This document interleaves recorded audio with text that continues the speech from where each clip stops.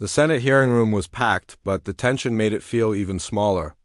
Cameras lined the back wall, their red lights blinking, ready to capture every word, every glance, every misstep. The topic was supposed to be dry: judicial oversight and the future of federal civil rights enforcement, but the real drama was about to unfold between two people who couldn't have been more different. Senator Josh Hawley, the Missouri Republican known for his sharp elbows and even sharper tongue, sat at the dais, flipping through a thick binder of notes. Across from him, Representative Jasmine Crockett, the freshman Democrat from Texas, waited her turn to speak. Her hands folded neatly on the table, her expression calm but alert. Hawley had a reputation for using these hearings as a stage. He relished the spotlight, often turning routine questioning into viral moments. Today, he seemed especially eager. As Crockett's name was called, he leaned forward, a smirk playing at the corners of his mouth.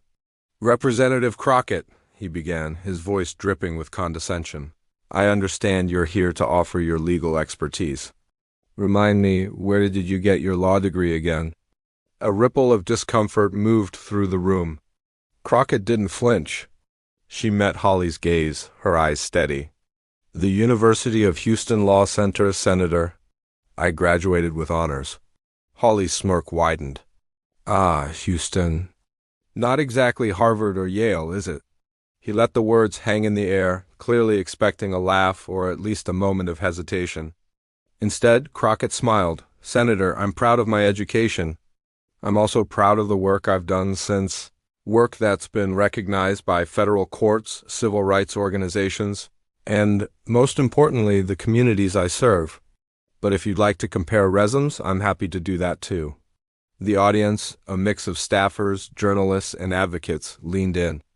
Hawley, sensing he hadn't rattled her, pressed on. "I just want to make sure we're clear on the credentials here. We're talking about federal law, not local ordinances. This isn't a city council meeting." Crockett's response was immediate. "With respect, Senator, I've litigated cases in federal court. I've argued before the Fifth Circuit. My work has been cited in Supreme Court briefs.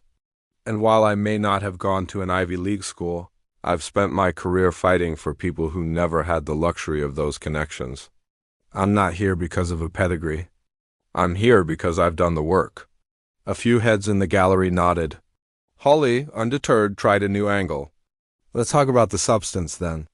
You've proposed expanding federal oversight of local police departments. Isn't that just federal overreach? Aren't you worried about trampling on states' rights?" Crockett didn't miss a beat. "I'm worried about people's rights, Senator.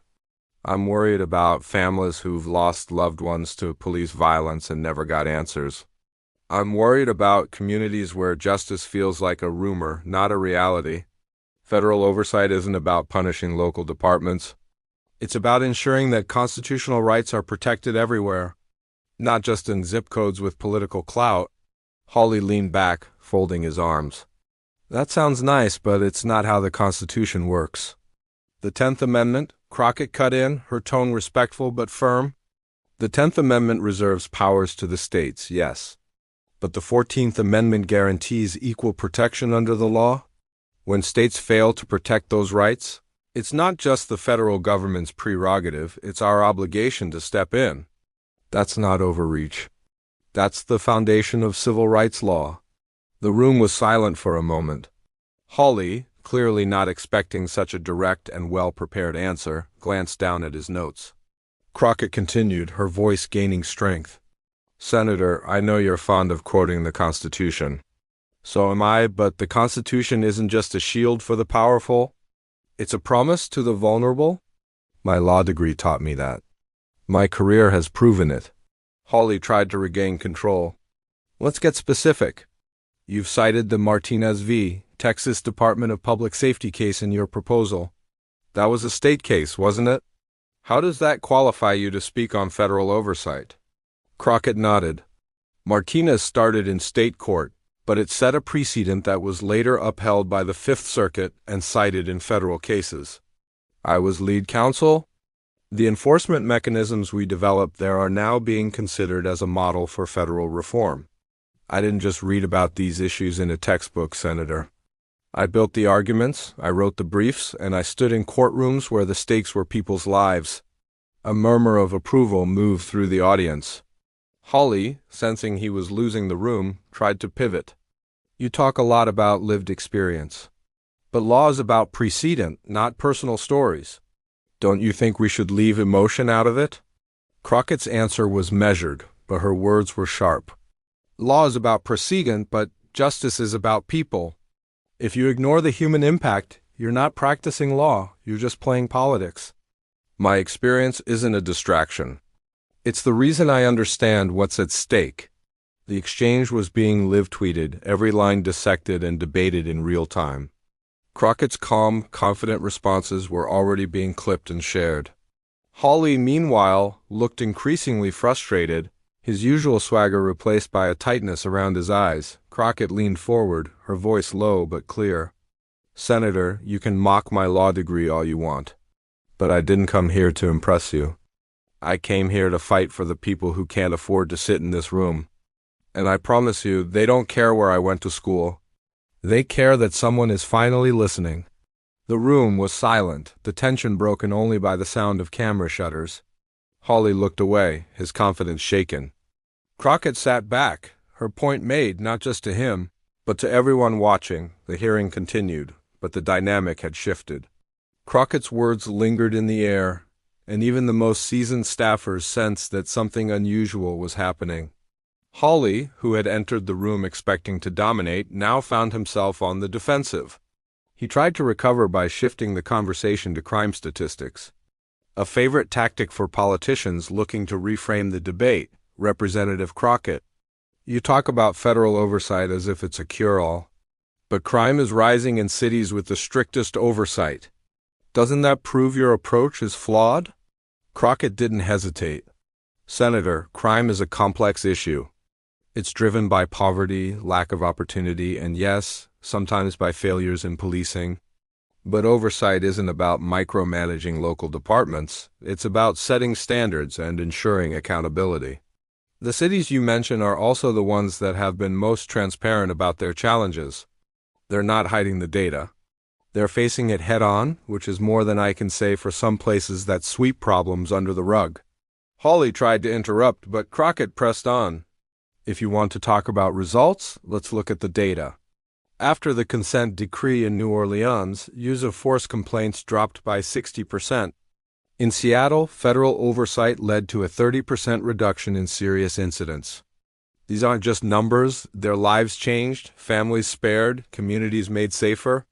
A few senators exchanged glances, surprised by the depth of her knowledge. Hawley, sensing he was losing ground, tried to pivot again. But what about the morale of police officers? Don't these reforms make it harder for them to do their jobs? Crockett nodded. Change is hard, Senator. But good officers want accountability. They want to work in departments where the rules are clear and the standards are high. The best reforms are the ones that support officers while protecting the public. I've worked with police unions. I've sat across the table from chiefs and rank and file. The ones who resist oversight the most are usually the ones with something to hide. The audience murmured, some nodding in agreement. Hawley, growing more agitated, tried to regain control. Let's talk about your legal philosophy. You've been quoted as saying that the law should be a tool for justice, not just a set of rules. Isn't that a slippery slope? Who decides what justice is? Crockett smiled. That's the heart of the debate, isn't it? The law is a living thing. It's shaped by the people who interpret it, enforce it, and challenge it. Justice isn't abstract, it's real, and it's measured by outcomes. Are people safer? Are their rights protected? Are the most vulnerable heard? That's how I define justice. And that's why I became a lawyer. Hawley leaned in, his tone sharpening. But don't you worry that this approach undermines the rule of law? That it opens the door to activism from the bench? Crockett shook her head. I worry about judges who hide behind precedent to avoid doing what's right. The rule of law is essential, but it's not a shield for injustice. It's a framework for progress. Every major civil rights victory in this country, from Brown v. Board to Obergefell, required judges willing to see beyond the status quo. That's not activism. That's leadership. The room was silent again, the weight of her words settling over the committee. Hawley, clearly frustrated, tried to change tactics. Let's talk about your experience.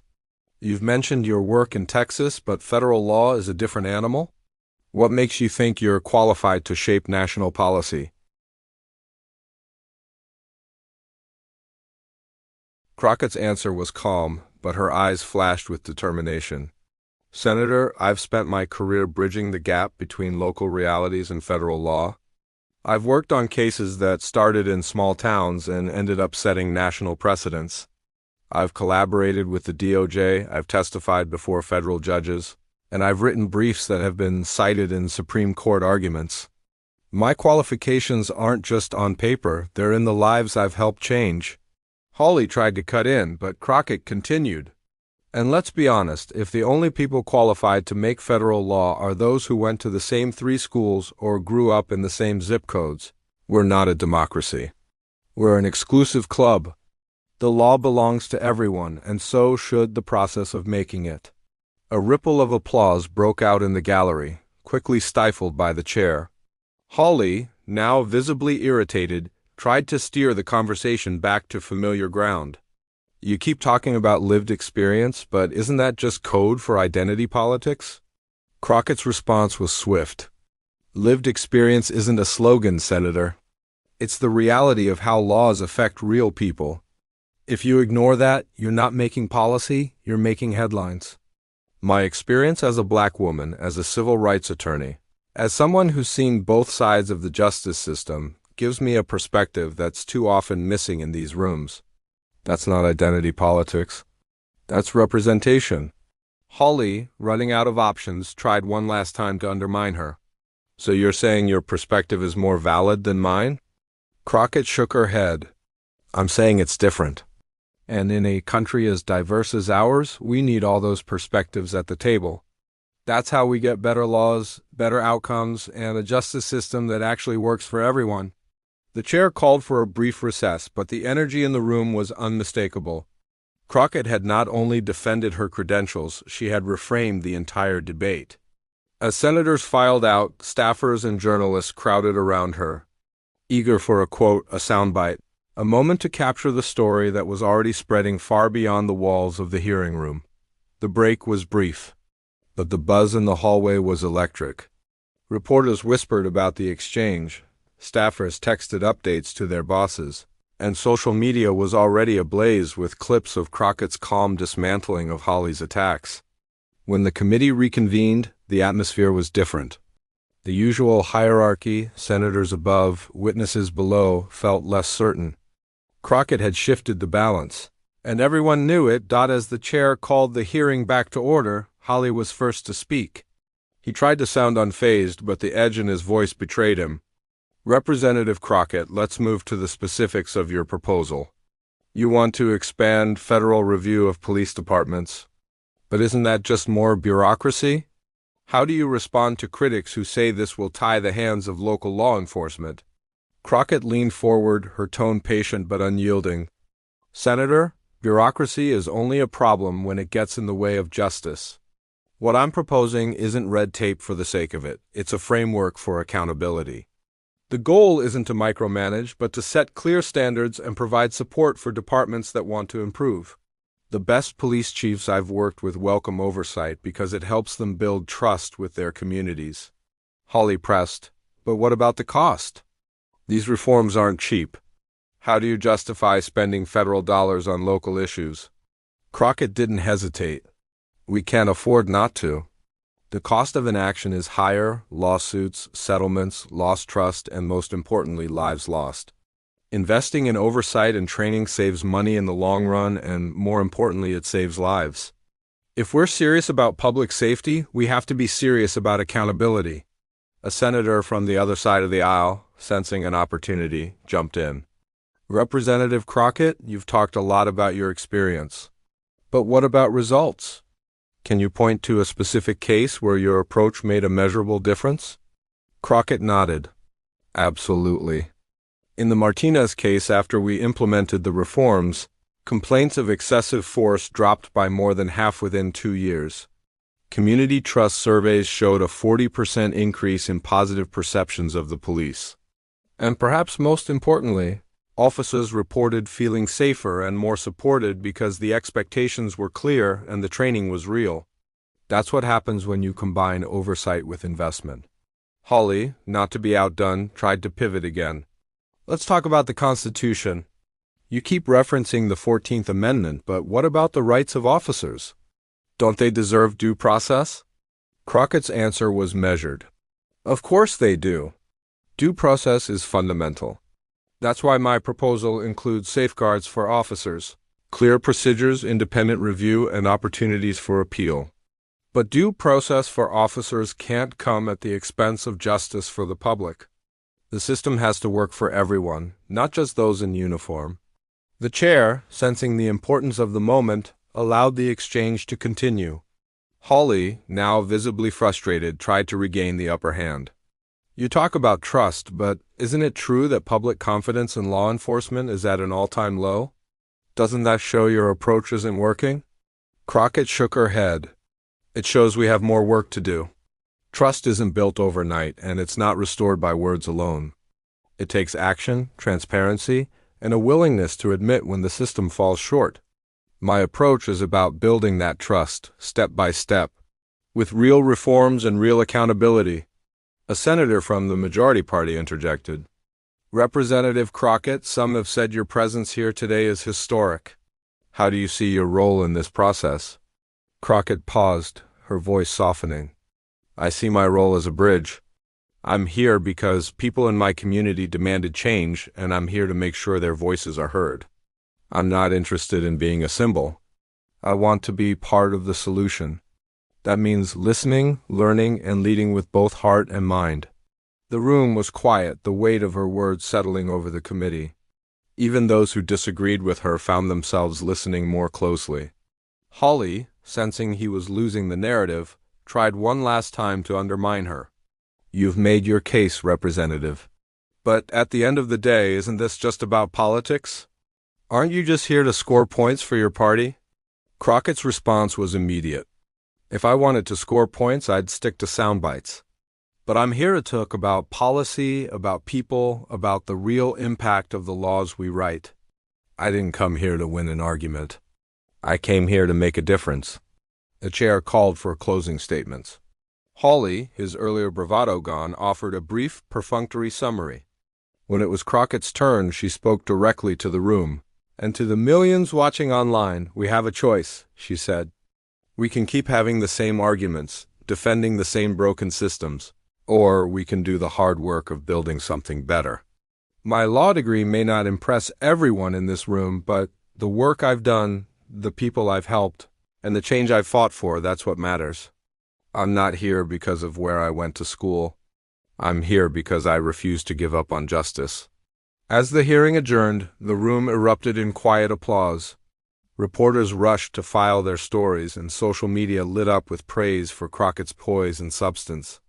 Hawley slipped out a side door, his attempt to diminish her backfiring spectacularly. Crockett gathered her papers, thanked the staff, and walked out of the hearing room with her head held high. She had done more than silence a critic. She had set a new standard for what it means to lead with both expertise and empathy. The aftermath of the hearing rippled far beyond the marble halls of the Senate.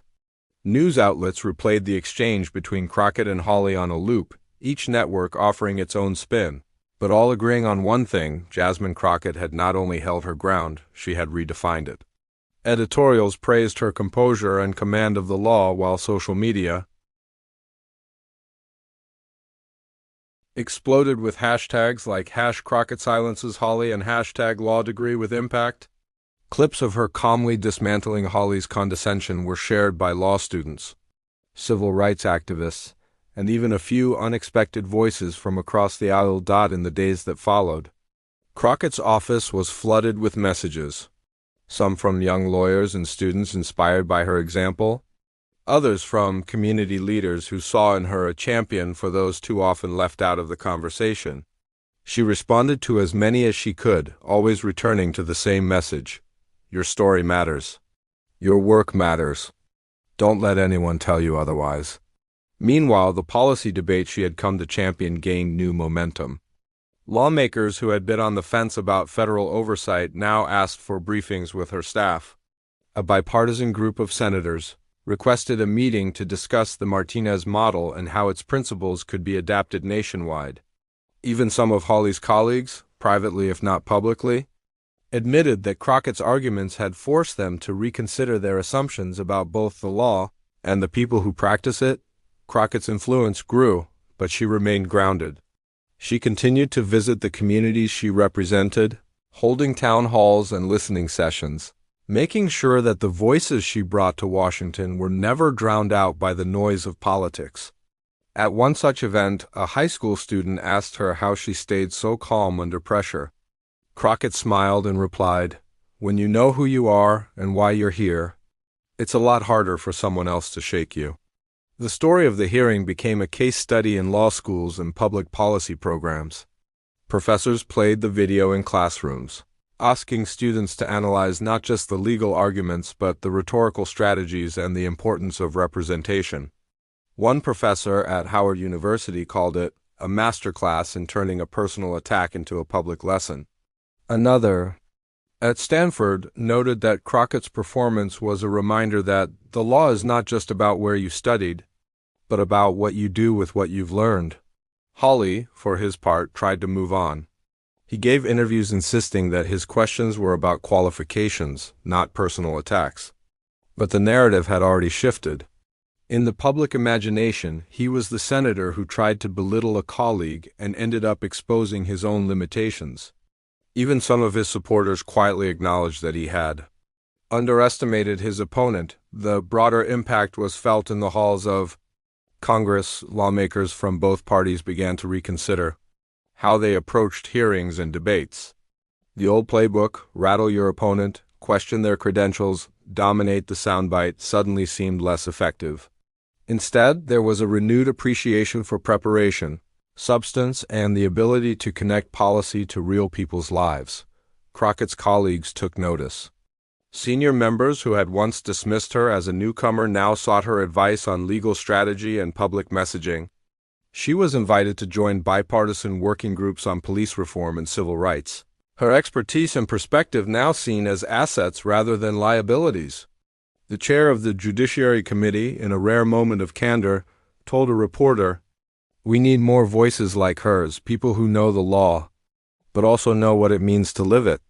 As the legislative session wore on, Crockett continued to push for reforms, always returning to the principles that had guided her from the start: justice, accountability, and the belief that the law should serve everyone, not just the privileged few.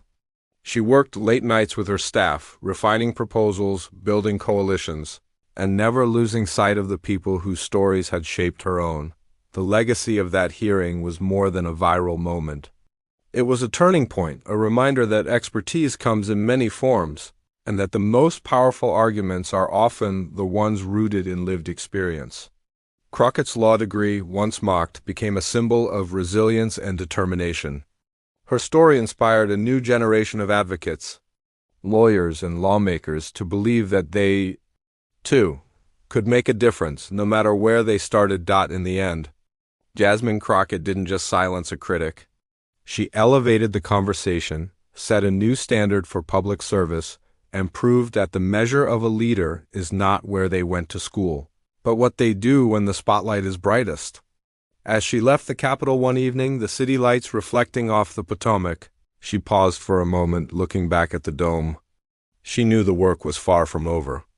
But she also knew that for one unforgettable day, she had shown the country, and herself, what was possible when you refused to be defined by someone else's expectations.